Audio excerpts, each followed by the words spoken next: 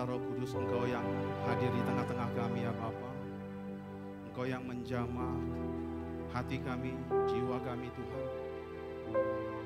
Allah Roh Kudus, Engkau yang mengubahkan kehidupan kami Tuhan menjadi baru. Engkau yang mengubahkan hati kami Tuhan dengan penuh dengan belas kasihan. Sebagaimana Engkau Allah yang penuh dengan kasih, demikianlah biarlah hati kami pada pagi hari ini mempunyai hati yang mengasihi Engkau Tuhan. Oleh sebab itu biarlah segala pujian dan penyembahan kami pada pagi hari ini hanya kami naikkan kepada Engkau, Allah Bapa, Anak Yesus Kristus dan Roh Kudus yang mengubahkan menjamah kami pada hari ini ya Tuhan. Kami bersyukur Tuhan, Engkau yang mencelikkan mata kami untuk memandang kebesaran-Mu Tuhan. Engkau yang menjamah kehidupan kami sehingga kami boleh mengalami kesembuhan yang di dalam Tuhan. Engkau Tuhan Allah kami yang menjamah kami sehingga kami memperoleh ketenangan dan damai sejahtera Tuhan. Sehingga pagi hari ini Tuhan kami boleh bersuka cita Tuhan. Untuk kami boleh mendengarkan lagi perkataan firman-Mu. Sampaikanlah firman-Mu Tuhan. Umat-Mu telah siap Tuhan untuk boleh mendengarkan setiap firman-Mu. Sebab firman-Mu ya dan amin dan terang yang mengubahkan kehidupan kami ya Bapa. Dan hati kami siap Tuhan bagikan tanah yang subur, yang siap bertumbuh di dalam Engkau ya Bapa.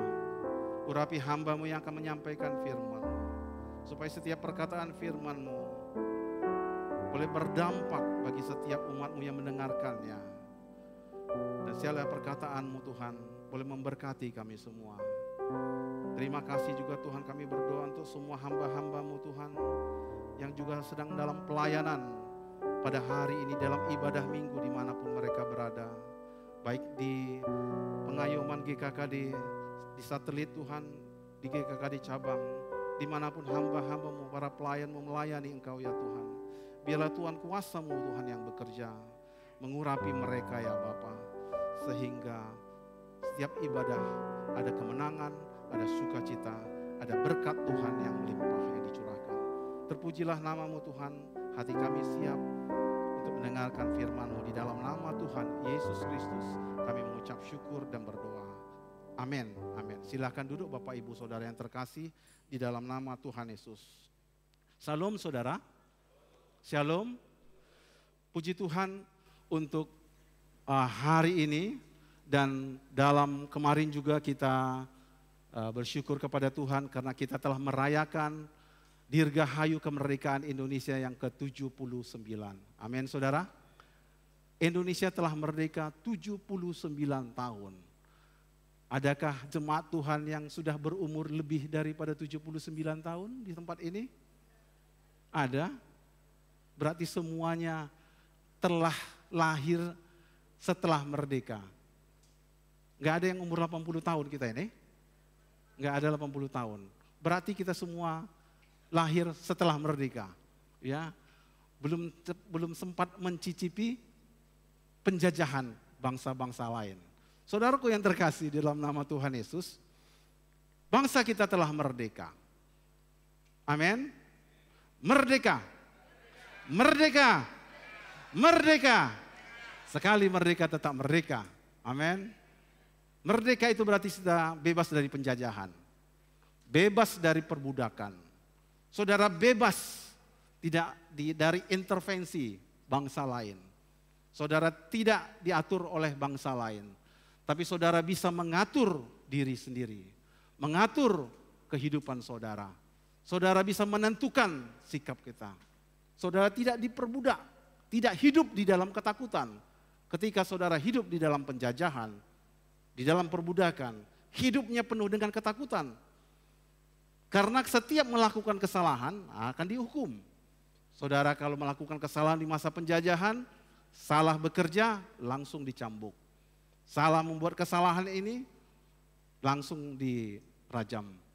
Terlambat bangun bekerja, masa penjajahan langsung dieksekusi. Saudaraku, masa penjajahan adalah masa diperbudak dan semuanya harus mengikuti keinginan-keinginan penjajah. Itulah diperbudak. Kita tidak melakukan apapun. apapun yang kita lakukan akan salah. Melakukan ini salah, melakukan itu salah. Karena yang benar adalah majikan. Yang benar itu adalah orang yang menguasai saudara. Walaupun saudara benar, saudara akan tetap salah kalau saudara berdebat dengan penjajah. Karena mereka mempunyai tangan dan kekuasaan yang lebih besar. Oleh sebab itu setelah kita merdeka, apa yang harus kita lakukan? Kita mengisi kemerdekaan ini dengan melakukan pembangunan-pembangunan. Belajar lebih pintar lagi. Anak-anak disekolahkan. Membangun kehidupan pribadinya. Membangun kehidupan keluarga. Membangun bangsa ini. Mengelola alam yang ada. Kekayaan yang ada. Oleh sebab itu di Riau ini kekayaannya cukup besar. Di atas minyak, di bawah minyak. Di mana-mana minyak. Dan kita dikelola, disuruh Tuhan untuk mengelola kekayaan ini. Dan begitu kayanya kekayaan Riau ini. Dan kita disuruh untuk mengelola supaya dengan kekayaan itu kita bisa menikmati hasilnya. Lalu bagaimana kita sebagai orang-orang Kristen, orang-orang yang telah menerima Kristus, orang-orang yang telah dimerdekakan di dalam Tuhan, orang-orang yang telah percaya kepada Tuhan, bahwasanya di dalam Kristus ada kemerdekaan, di dalam Dia ada kebebasan. Amin, saudara. Di dalam Tuhan ada kebebasan, ada kemerdekaan yang membuat kita merdeka dari perbudakan kita. Di dalam Kristuslah kita bebas dari perbudakan, dari intimidasi dunia ini. Dari perbudakan dunia ini. Dari segala dosa yang menghukum kita, yang membuat kita takut. Melakukan ini kita takut, melakukan itu takut, berpendapat takut. Itu saudara, masih kita hidup dalam perbudakan. Saudara bebas berbicara. Amin. Saudara bebas menceritakan kasih Tuhan. Kita bebas berpendapat. Kita bebas memberikan, menjadi saksi, menyampaikan kabar baik bagi semua orang. Saudara bebas. Namun kebebasannya itu harus kita gunakan untuk hal-hal yang bermanfaat. Untuk membangun keluarga kita. Amin, saudara. Kebebasan yang Tuhan berikan kepada kita gunakan untuk membangun jemaat Tuhan di tempat ini. Kita membangun satu dengan yang lainnya. Kita menolong satu dengan yang lainnya. Kita meneguhkan satu dengan yang lainnya. Dan apa karunia yang Tuhan berikan kepada kita gunakan dengan baik.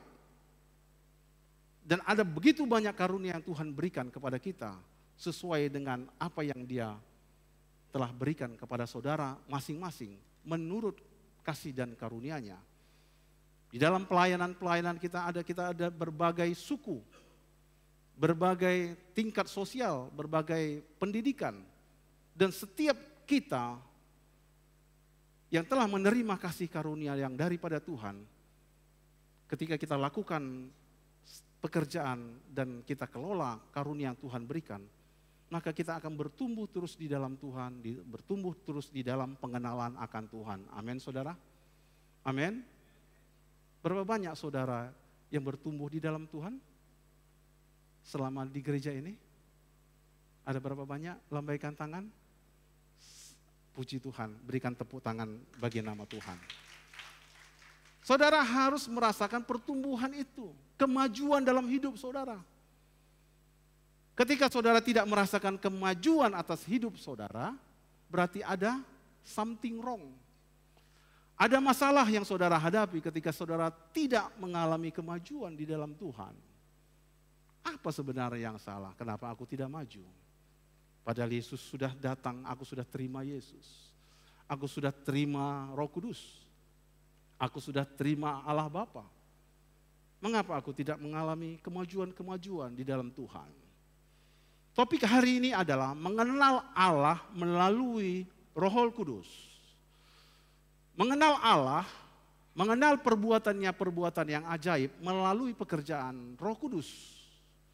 Makanya tadi kita telah nyanyi tadi yang disampaikan oleh WL. Ku sembah kudus, kudus, kuduslah Tuhan. Yang sebelumnya itu lagi apa? Rohmu yang hidup penuhiku, mengalir dalamku. Kemudian, hatiku tenang bersamamu dalam anugerah-Mu. Bersama Tuhan, hati kita tenang. Amin. Saudara sudah menyanyikannya dari tadi.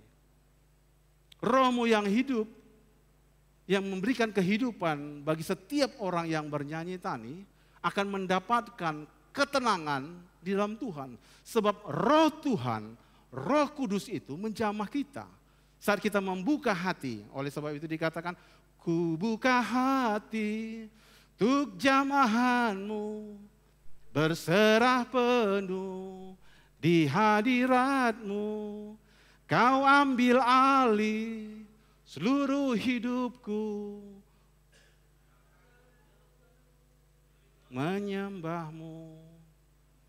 Saat kita katakan, Tuhan jamah hidupku, berarti saudara harus menyerahkan seluruh kehidupan kita saat kita berdoa, saat kita menyembah tadi, saat kita berdiri tadi.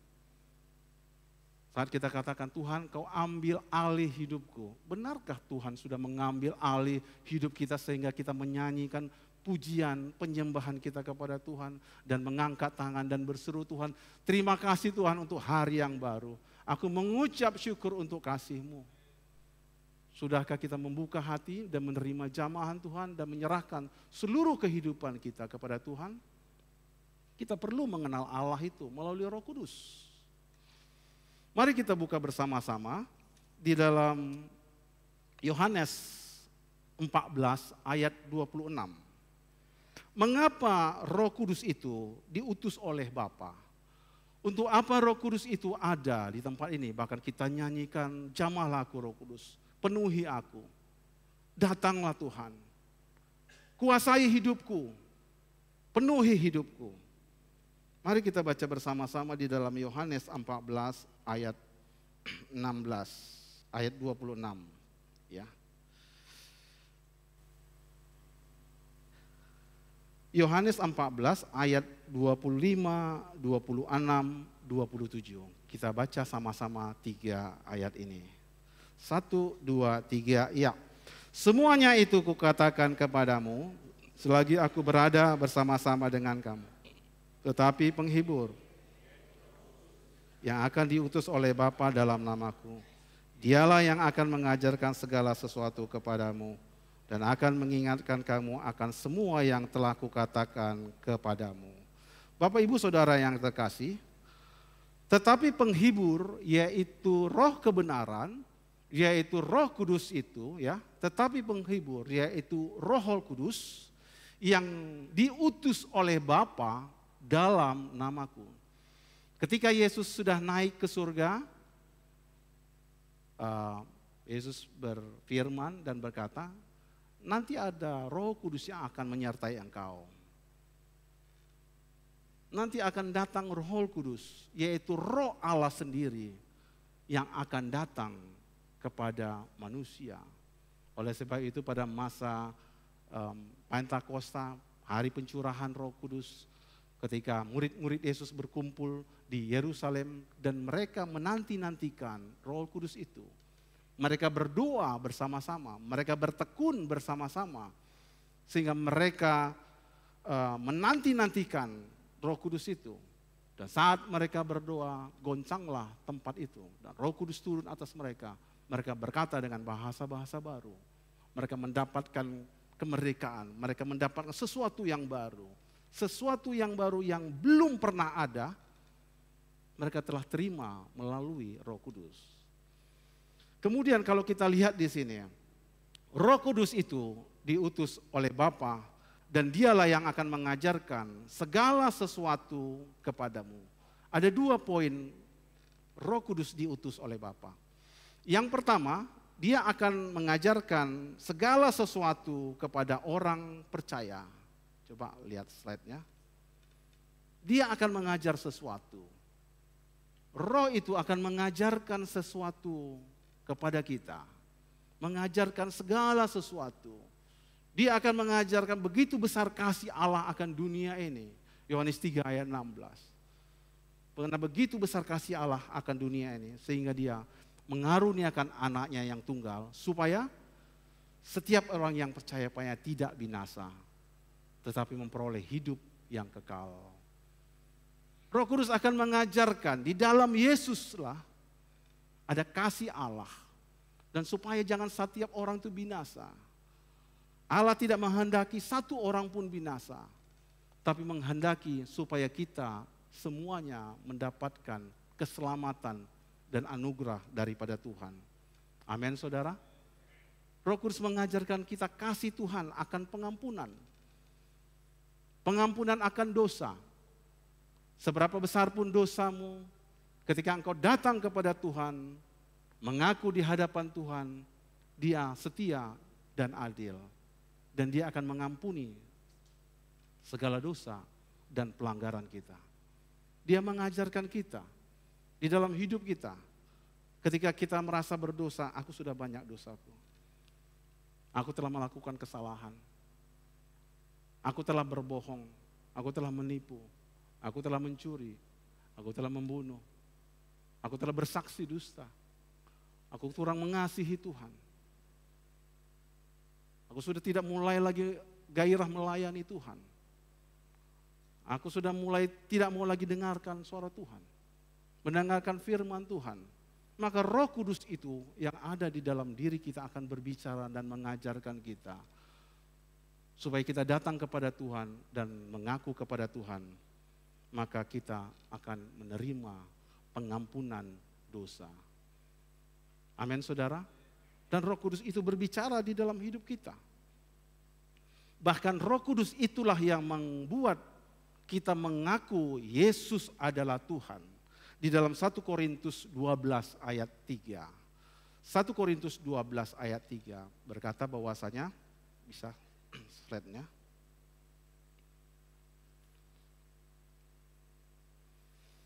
Satu Korintus 12 ayat 3. Kita baca sama-sama. 1, 2, 3, ya. Karena itu aku mau meyakinkan kamu bahwa tidak ada seorang pun yang dapat berkata-kata oleh Roh Allah. Dapat berkata, terkutuklah Yesus. Dan tidak ada seorang pun yang dapat mengaku Yesus adalah Tuhan selain Roh Kudus. Tidak ada yang dapat mengaku Yesus adalah Tuhan selain Roh Kudus. Roh Kuduslah yang membuat kita saat saudara tadi melayani Tuhan dan berkata, Roh Kudus, Tuhan, Allah, jamalah aku. Berapa banyak tadi saudara yang berkata, Yesus adalah Tuhan atas hidup saudara? Coba katakan kiri dan kanan, Yesus adalah Tuhan. Yesus telah menolong saya. Tuhan telah menyelamatkan saya. Tuhan telah membebaskan saya. Amin. Yang tadi saudara bilang Yesus adalah Tuhan, dah senyum gak dia ya saudaraku ya? Otomatis kita. Saudara, yang mengatakan Yesus adalah Tuhan kepada sebelah saudara itu karena pekerjaan Roh Kudus atas hidup saudara. Amin. Karena ada juga orang yang sulit mengatakan Yesus adalah Tuhan, Yesus adalah penolongku. Saudara tadi bisa lihat sendiri siapa yang mau mengatakan Yesus adalah Tuhan. Dan ada orang yang sulit mengatakan Tuhanlah penolongku. Yesuslah yang menyelamatkan aku. Yesus satu-satunya Tuhan. Tidak semua. Kiri kanan saudara saya, dia masih bergumul untuk mengatakan Yesus adalah Tuhan. Aku sembah Engkau Tuhan, Tuhan penolongku. Mengakui Allah sebagai Tuhan, Yesus sebagai Tuhan bukan persoalan gampang saudaraku. Bukan persoalan gampang, mengakui Yesus sebagai Tuhan.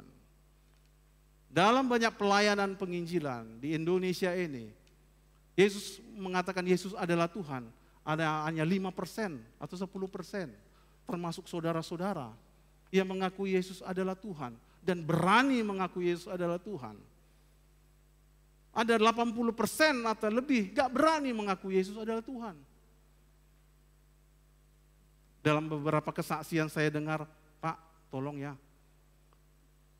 di hati saya ada Yesus, Tapi mengakui Yesus ada Tuhan, itu persoalan yang berat. Karena kami akan disingkirkan dari keluarga kami. 80% orang di Indonesia takut mengakui Yesus adalah Tuhan. Nanti aku di penjara, Pak, kalau aku mengakui Yesus adalah Tuhan. Yesus penolongku. Takut aku mengakui Yesus ada Roh Kudus. Karena kami hanya percaya kepada satu Tuhan. Ini Tuhan kalian ada 3. Kami bisa-bisa nanti kami di penjara kami. Ada begitu banyak orang takut mengakui Yesus adalah Tuhan. Dan itu hanya bisa diakui oleh karena ada Roh Kudus dalam hidupnya. Amin, saudara. Hanya karena ada Roh Kudus dalam hidupnya. Dan berbagai sebagian orang Indonesia bahkan gak berani mengakui Yesus. Karena mereka hanya ngaku hanya ada satu Allah. Tidak ada Allah lain. Tidak ada Tuhan.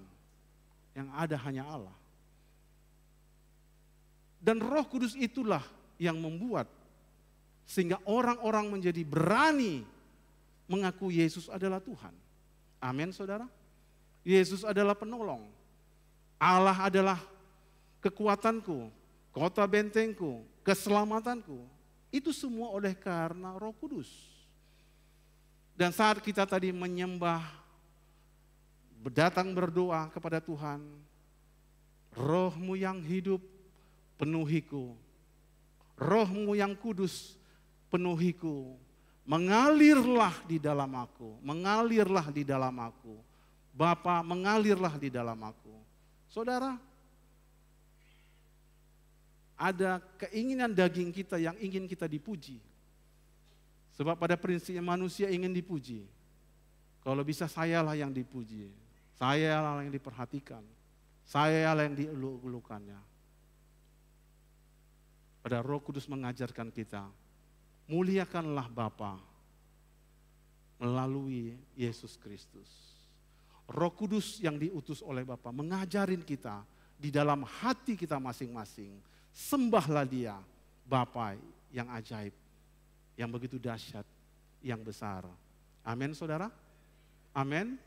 Roh Kudus diutus untuk kita terima dalam hati kita. Lalu kita datang kepada Tuhan dan menyembah dan berkata, Engkaulah Bapa-Ku yang baik.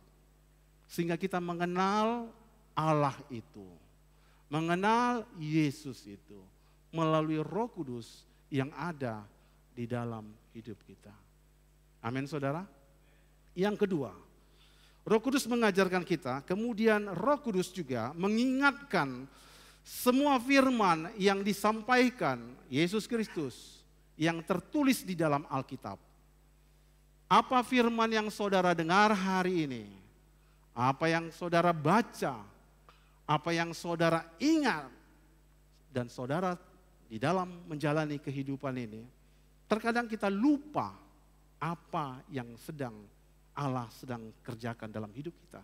Kita lupa Tuhan itu begitu besar. Sehingga Roh Kudus itu akan mengingatkan kita dalam setiap masalah, dalam setiap pergumulan kita, dalam setiap problema hidup kita. Ketika kita mengalami konflik internal, baik di dalam diri kita, baik di antara keluarga suami istri, maupun di dalam jemaat Tuhan, maka Roh Kudus itu akan mengingatkan kasih Tuhan. Amin, saudara. Kasih Tuhan itulah yang dia ingatkan. Ingat anakku, Bapa, Yesus lebih dahulu mengasihi engkau. Oleh sebab itu engkau harus mengasihi orang lain. Engkau mengasihi musuhmu. Engkau mengasihi orang-orang yang membencimu. Engkau mengasihi orang-orang yang melukai hatimu. Dan Roh Kudus itu mengingatkan kita. Amin, saudara. Itu pekerjaan Roh Kudus, mengingatkan kita. Ketika hati kita begitu keras, tidak bisa, harus dia yang minta maaf. Tidak bisa, dia harus dihukum. Tidak bisa, dia yang harus dihajar. Tetapi Roh Kudus yang kita terima setelah kita membuka hati kita, dia itu mengingatkan kita, ingat kasih Tuhan. Amin, saudara.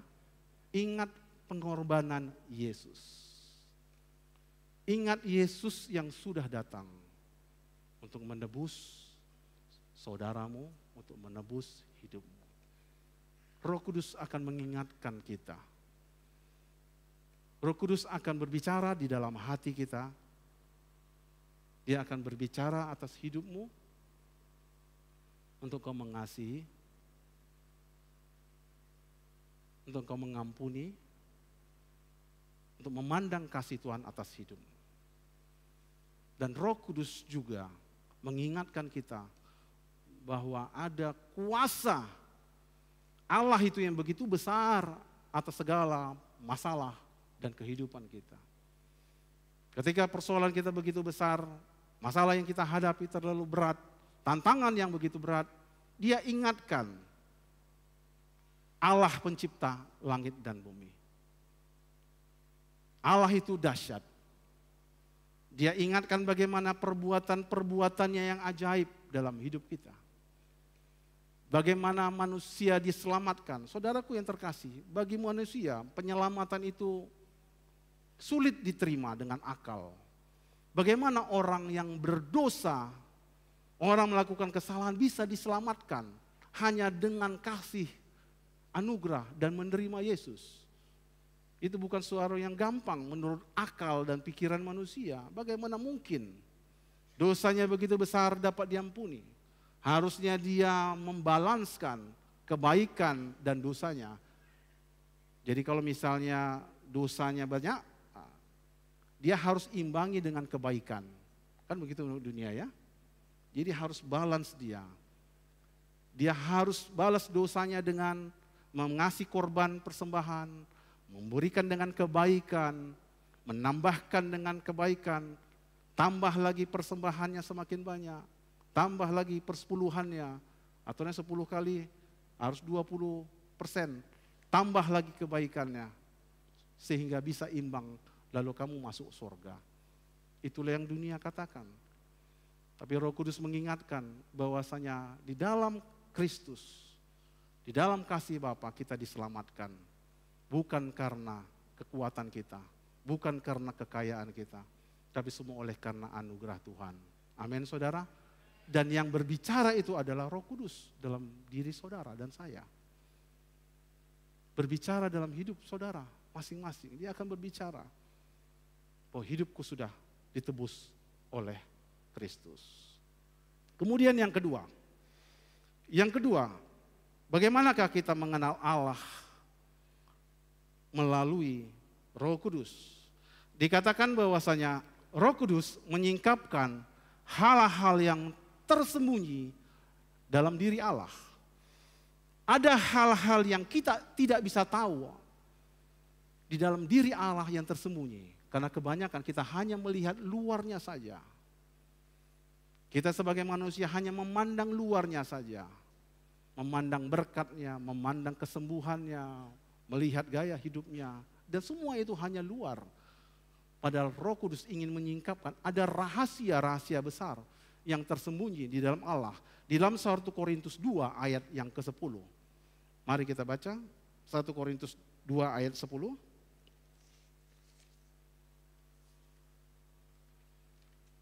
Oke.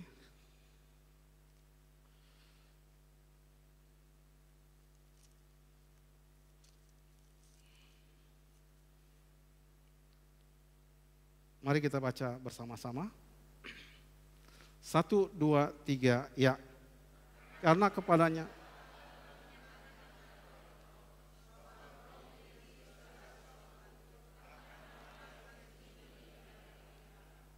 Ya, karena kepada kita Allah menyatakan oleh Roh-Nya. Jadi Allah menyatakan oleh Roh-Nya, sebab Roh menyelidiki segala sesuatu, bahkan hal-hal yang tersembunyi di dalam diri Allah. Bapak Ibu Saudara yang terkasih, di awal Agustus kemarin, ini tanggal 18, berarti sekitar hari Jumat yang minggu yang lalu, dalam tanggal 2 kali ya, 1 atau 2, saya berkesempatan untuk ada acara di Manado, Sulawesi. Ya, di Sulawesi. Dan memang target saya ke sana itu adalah ingin ke Bunaken. Bunaken itu adalah alam bawah laut, taman laut. Jadi Bunaken ini di Manado itu memang terkenal sebagai alam bawah laut. Jadi selama ini kalau saudara melihat taman di luar, taman bunga di Alamayang, kemudian air di sungai di Pulau Cinta ataupun di Siak gitu kan. Itu kan taman di luar semua. Ya, taman yang kita lihat di luar ada taman bunga, taman permainan, alam ke Harau atau ke Bukit Tinggi melihat pemandangan ataupun jalan ke alam, itu semua kan alam semua. Saya kesempatan untuk ikut melihat bagaimana sebenarnya taman laut. Taman itu yang berada di dalam laut, ya, yang kita harus menyelam. Lalu tanggal 20 Agustus kami ke Bunaken, beberapa orang ikut tim ya, bersama ada satu tim. Lalu memang disuruh pilih. Taman laut itu ada yang, kalau mau lihat taman laut, kalau snorkeling itu jaraknya hanya 1 meter. Jadi kalau misalnya ini air permukaan, maka taman itu 1 meter itu atau 2 meter itu sudah nampak. Ada taman terumbu karang, banyak ikan-ikan hias, banyak ikan-ikan yang lainnya. Warna-warni dan cantik. Itu kalau kita snorkeling. Snorkeling itu ya hanya di luar, di atasnya aja. Kemudian ada 2 pilihan, yang kedua diving. Diving itu menyelam. Menyelam artinya kita membawa oksigen dan kita menyelam sampai ke dalam laut. Ya, jadi kita bukan hanya di luarnya aja melihat. Kalau snorkeling itu pakai kacamata lihat, oh cantik kali ya, cantik kali. Wah bunganya, tamannya terumbu karang. Tapi saya memilih untuk masuk ke dalam. Dan hal itu dipersiapkan lebih lagi. Lalu saya mencoba untuk alat-alat untuk menyelam dan ternyata bukan persoalan gampang. Banyak yang takut menyelam karena dia takut mati. Gimana nanti kalau menyelam aku nggak muncul-muncul lagi katanya. Jadi dijelaskan sama penyanyi ini, nggak usah khawatir. Kalau kamu nanti sudah masuk 2 meter di dalam, itu kan ada oksigen yang membantu kamu. Loh nanti kalau tiba-tiba aku megap atau apa gimana? Iya nggak akan mati kamu. Meyakinkan orang untuk menyelam ternyata tidak gampang. Karena orang takut gitu, takut mati. Nanti pas di dalam udah 2 meter atau 5 meter, ada apa-apa nanti gimana aku bisa naik gitu. Semuanya takut. Takut masuk lebih dalam lagi. Lalu saya pun diajarin bagaimana berenang, bagaimana menyelam. Akhirnya diajarin bagaimana bernafas, hirup oksigen. Nah, kalau misalnya kondisi darurat, bagaimana sandi-sandinya, kode-kodenya. Jadi semua pakai kode. Ya, bagaimana menyelam. Lalu saya masuklah ke dalam laut. Ketika saya masuk ke dalam laut, masih 1 meter, gimana mas? Naik lagi ke atas. Pak, aku kayaknya udah mau masuk air garam ke dalam mulutku. Enggak pak, katanya gitu. Pelatih itu ajarkan, tenang aja pak. Saat bapak panik, saat bapak takut, sebenarnya bapak tidak bisa mengendalikan diri bapak. Katanya. Jadi bapak tenang, napas dengan bagus, napas dengan baik. Kemudian nikmati semua yang sudah disampaikan. Lalu saya masukkan lagi oksigen itu ke dalam mulut saya masuk lagi, lebih dalam lagi. 1 meter, masuk ke 2 meter, saya menikmati. Tekanan laut itu membuat telinga saya menjadi berdengung. Ya, jadi berdengung dia. Kenapa? Karena air laut itu ternyata menekan seluruh badan kita. Kalau saudara masuk ke dalam laut atau saudara naik pesawat, itu ada tekanan yang menekan kita. Walaupun saudara sadar, tapi saya melihat tekanan itu ke telinga, lalu terasa sakit. Lalu diajarkan bagaimana menanggulangi rasa sakitnya. Kalau Bapak sakit, saudara tekan hidung, kemudian tekan, lalu dia akan membuka diri, kemudian rongga-rongganya akan normal kembali. Lalu saya masuklah ke dalam.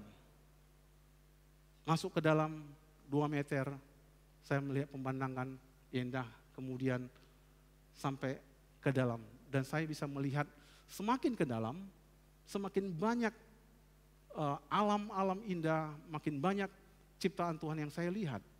Dan ada seperti terjal, kayak tebing di dalam laut itu. Kalau kita lihat di darat, kita lihat terjal naik panjat gunung ya, gitu ya. Kita kan lihat tebingnya. Nah kalau di dalam laut dia kayak palung dia. Dan kita masuk lebih dalam lagi. Dan semakin saya tidak takut, semakin saya mengontrol diri saya, mengendalikan diri saya, ternyata bisa masuk ke dalam. 2 meter, 3 meter, dan saya jalan-jalan keliling menikmati alam terumbu karang taman laut. Dan ternyata bisa. Belajar 5 menit sampai 10 menit. Ketika kita tidak patuh dan tidak panik. Kemudian setelah selesai, kami pulang, lalu di dalam perjalanan pulangnya, kami diantar oleh supir, lalu supirnya tanya kepada saya, Pak, Bapak sudah masuk di kedalaman 10-20 meter? Ada apa di sana? Di situ indah Pak, katanya gitu. 10-20 meter, 20 meter Bapak masuk. Saya tanya pelatih saya sebenarnya sudah kedalaman berapa? Bapak masih cuma 5 meter. Loh, saya belum sampai 20 meter. Belum Pak, Bapak masih 5 meter. Bapak pikir Bapak udah dalam kali. Enggak, Bapak masih cuma 5 meter Pak. Jadi saya belum sampai ke 10 meter. Belum Pak. Oksigennya sudah habis Pak, Bapak harus naik lagi. Kalau Bapak nggak naik, bisa mati nanti Bapak. Katanya gitu. Saya pikir saya sudah lebih dalam lagi. Ternyata saya cuma 5 meter. Saya pikir saya sudah melihat begitu dalamnya taman laut itu. Saya sudah pikir saya begitu menikmati begitu alam yang dimimpi-mimpikan orang ya di 20 meter. Ternyata saya masih hanya 5 meter saja. Ternyata saya belum dalam lagi. Ada begitu banyak pemandangan Pak di dalam. Ada begitu banyak alam yang tidak bisa dilihat orang, tidak bisa dilihat semua orang. Karena itu letaknya di dalam. Indah, dan matahari itu bisa sampai 10 sampai 20 meter ke dalam dasar laut di Bunaken.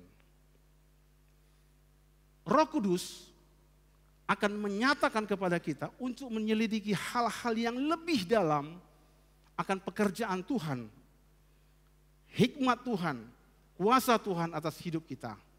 Amin saudara? Amin. Dia akan menyingkapkan hal-hal yang lebih dalam. Ketika saudara merasa, aku kayaknya mengikut Tuhan ini sudah semakin dalam. Saudara, ada hal-hal yang besar. Ketika saya menyangka saya sudah lebih dalam lagi, ternyata saya masih 5 meter. Saya belum melihat semua hal-hal yang begitu indah, pekerjaan Tuhan yang begitu indah, yang Tuhan kerjakan, yang Tuhan sudah ciptakan. Sehingga di dalam 1 Korintus 2 ayat yang ke-9, ya 9 dikatakan, mari kita baca bersama-sama. 1, 2, 3 ya. Tetapi seperti ada tertulis, apa yang tidak pernah dilihat oleh mata dan yang tidak pernah didengar oleh telinga, yang tidak pernah timbul di dalam hati manusia, semuanya disediakan Allah untuk mereka yang mengasihi Tuhan. Amin, terpujilah nama Tuhan. Berikan tepuk tangan bagi nama Tuhan, Yesus Kristus Tuhan. Apa yang tidak pernah dilihat oleh mata, pekerjaan-pekerjaan Tuhan yang ajaib, yang lebih dalam lagi.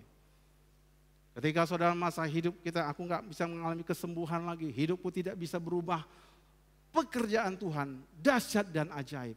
Kau tidak pernah lihat dengan matamu terjadinya pertobatan atas keluargamu.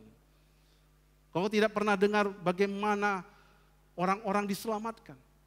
Kau tidak pernah dengar melihat bagaimana anakmu menjadi orang-orang yang berhasil di dalam Tuhan.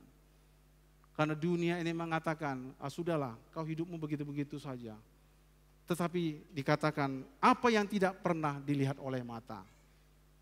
Tidak banyak yang bisa melihat kedalaman sampai 20 meter. 10-20 meter di dalam laut tidak ada yang bisa melihat.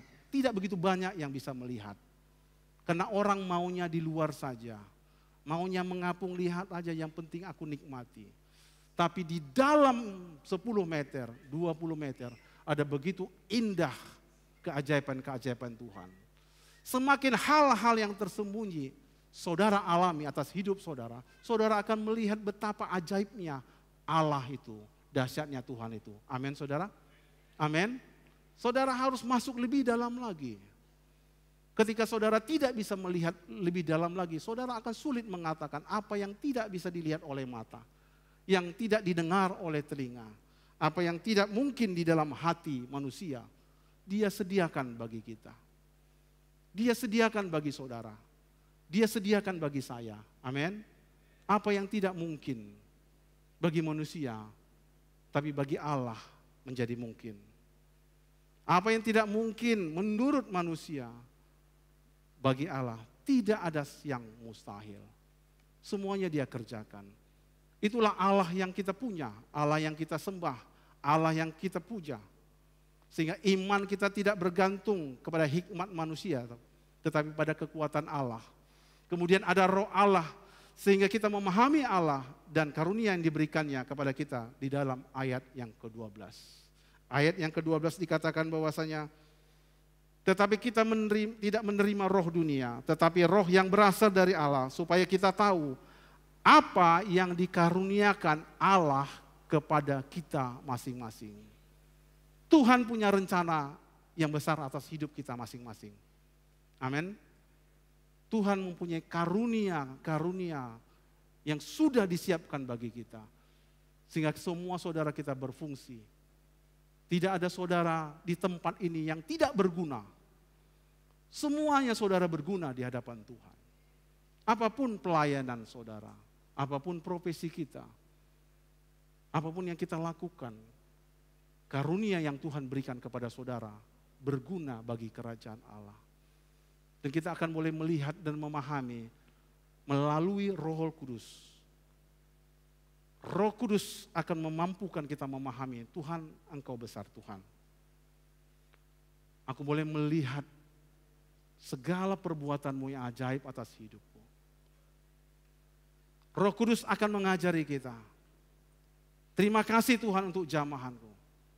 Sehingga setiap apapun yang ku alami, cobaan, pergumulan, tantangan yang kuhadapi, aku tetap di dalam Engkau. Aku tetap berjalan di dalam Tuhan.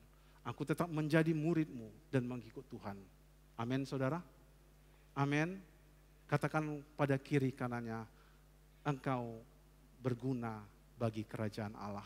Semua saudara berguna. Tidak ada saudara yang tidak berguna.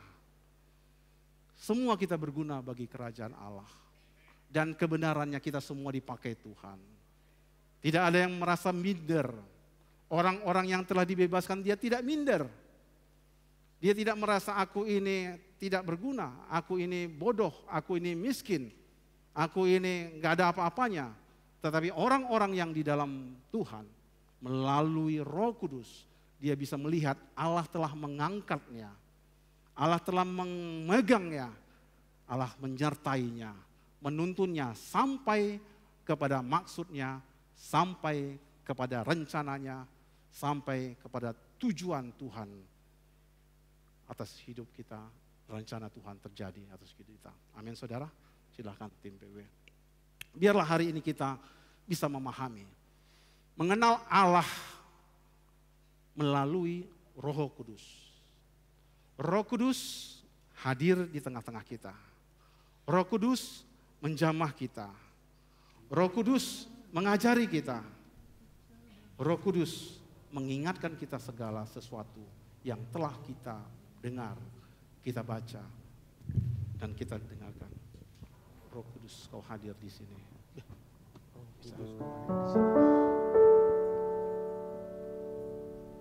Mari kita semua bangkit berdiri, Bapak Ibu Saudara yang terkasih.